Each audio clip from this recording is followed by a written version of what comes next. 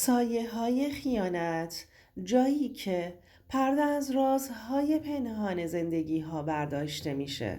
هیچ وقت فکر نمی کردم یه پیام ساده تو عید دنیامو زیر و رو کنه.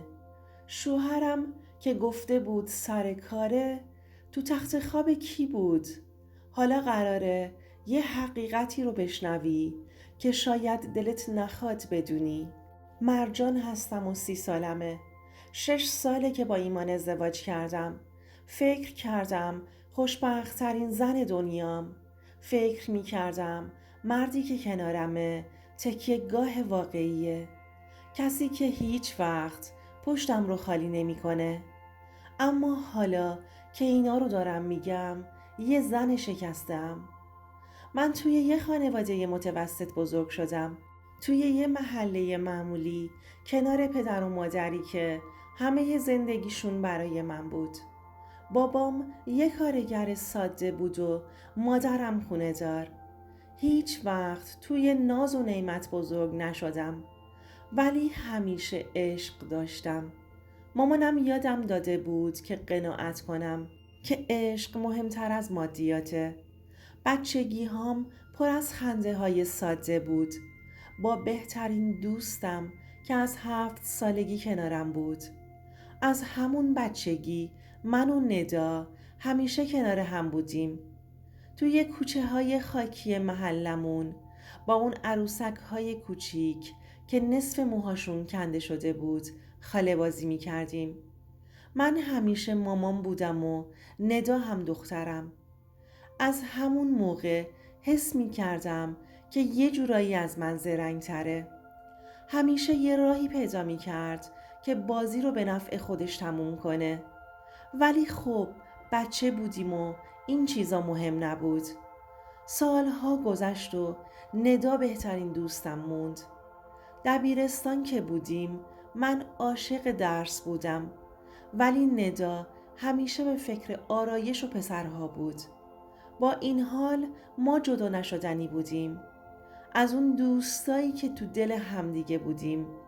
درد و دلهامون با هم بود تا اینکه من دانشگاه قبول شدم. از دبیرستان تا دانشگاه همه جا کنار هم بودیم و اون ترجیح داد که ازدواج کنه. اولین بار ایمان رو تو دانشگاه دیدم. پسر قد بلند و خوشتیپ با یه لبخند مطمئن. یه جورایی مغرور بود اما مهربون. کم کم نزدیک شدیم. ایمان یه جورایی منو تو خودش غرق کرد. از اون مردایی بود که وقتی دوست دارم میگفت آدم باورش میشد. وقتی با ایمان آشنا شدم ندا اولین کسی بود که فهمید. اون موقع فکر می کردم چقدر خوشبختم که همچین دوست و عشقی دارم، اما خبر نداشتم که این دوتا عزیزترین آدمای زندگیم دست به دست هم میدن و دنیامو خراب میکنن. بعد از 2 سال رابطه اومد خواستگاریم و ما ازدواج کردیم. فکر می کردم خوشبختم. یه خونه کوچیک اجاره کردیم اما پر از عشق بود. هر شب کنار ایمان خوابیدن، هر صبح باهاش بیدار شدن، انگار یه رویا بود. اما رویاها همیشه واقعی نمیمونن. بعد از ازدواج کم کم زندگی شکل دیگه گرفت. امیر سرش به کار گرم بود و من بیشتر با ندا وقت میگذروندم. همیشه میگفت که با شوهرش مشکل داره و همیشه هم از زندگیش ناراضی بود. اما من عاشق زندگیم بودم، یا بهتره بگم فکر میکردم که هستم. عید امسال مثل هر سال قرار بود چند روزی برگردم خونه بابایینا. ایمان گفت که نمیتونه بیاد. گفت که به خاطر کارش توی شهر میمونه. گفت پروژه جدید داره و باید حتما انجامش بده. خب منم اصرار نکردم.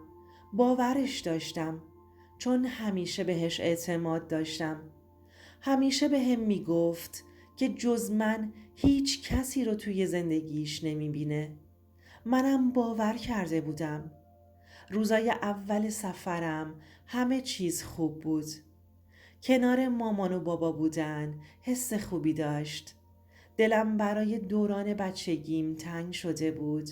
اما یه شب وقتی داشتم با گوشی عکس‌های جدید رو توی اینستا نگاه می کردم، یه عکسی از پیج ندا دیدم که اتفاقاً توی خونه خودم گرفته شده بود. عکسی که اصلاً من اونو نگرفته بودم. عکس از یه لیوان قهوه بود روی همون میزی که توی خونمون داشتیم.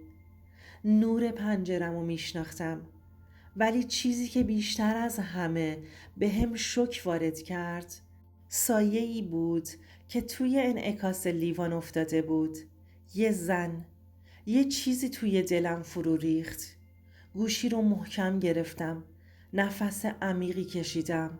با خودم گفتم شاید اشتباه میکنم. شاید یه خطای دید باشه. ولی هر چی بیشتر نگاه کردم بیشتر مطمئن شدم. همون لحظه فهمیدم که یه چیزی درست نیست. اون شب خواب به چشام نیومد.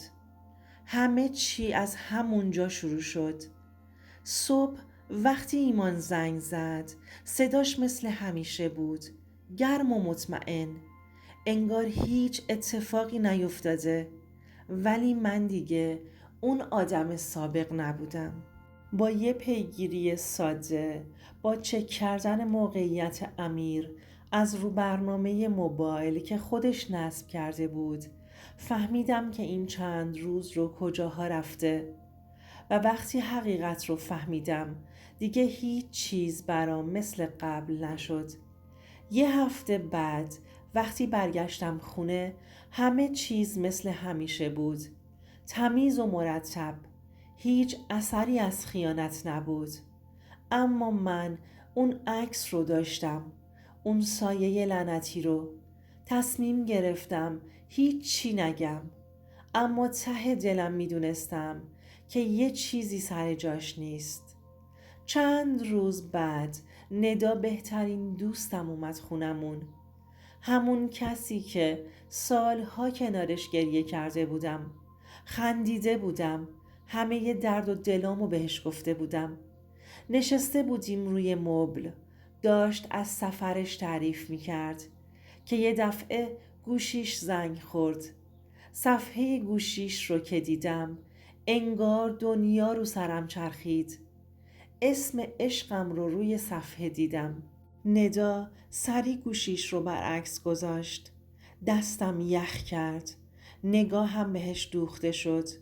گفت نرگس چرا اینجوری نگاه میکنی؟ صدام از ته چاه در اومد. ایمان درسته؟ چهرهش لحظه یخ زد. رنگش پرید. بعد سعی کرد بخنده. نه بابا، شماره یکی دیگه است. حرفشو قطع کردم. گفتم گوشی رو بردار و جواب بده و بذارش رو آیفون. بگو عشقم منم اینجام. ندا ماتش برده بود. لباش لرزید. گوشی رو برداشت و با انگشتای لرزونش قطع کرد. دیگه هیچ نیازی به حرف زدن نبود. اون لحظه همه چیز رو فهمیدم. ندا کسی که از بچگی باهاش بزرگ شدم، کسی که میدونست چقدر ایمان رو دوست دارم، با شوهرم بود. احساس کردم دارم خفه میشم. نفسم بالا نمی اومد. ندا شروع کرد به توجیه کردن. گفت که یه اشتباه بوده. ایمان گفت که تو دیگه مثل قبل نیستی. ما نمیخواستیم بهت آسیب بزنیم. ولی دیگه برام مهم نبود چی میگه. از جام بلند شدم و چشمای پر از اشکم رو پاک کردم و فقط یه چیز گفتم. برو بیرون ندا. قبل از اینکه کاری کنم که خودمم پشیمون بشم برو. وقتی در و پشت سرش بستم انگار یه دوران از زندگیم تموم شد. دیگه اون آدم سابق نبودم. اون روز با ایمان هم حرف نزدم. فقط چمدونم رو بستم و خونه رو ترک کردم و فقط یه پیام براش گذاشتم.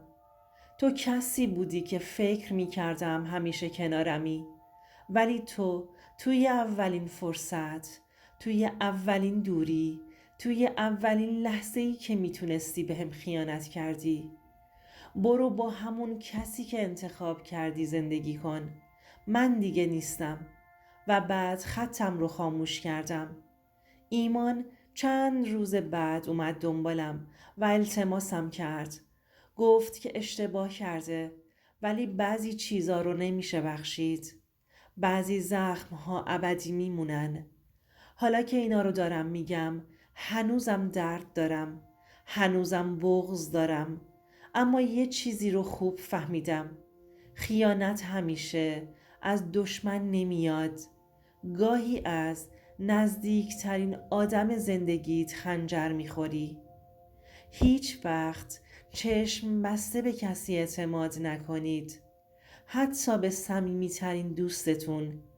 زندگی پر از اتفاقات غیرقابل پیش بینیه.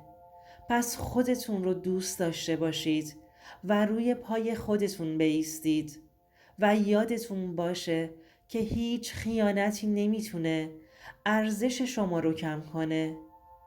عشق و اعتماد و احترام باید متقابل باشه. اگر دیدید کسی به شما خیانت کرد، به جای اینکه خودتون رو مقصر بدونید، بلند شید، قوی باشید و به زندگیتون ادامه بدید. چون کسی که خیانت میکنه ارزش عشقهای شما رو نداره. بعضی آدمها میرن که راه برای آدمهای بهتر باز بشه. پس قوی باشید.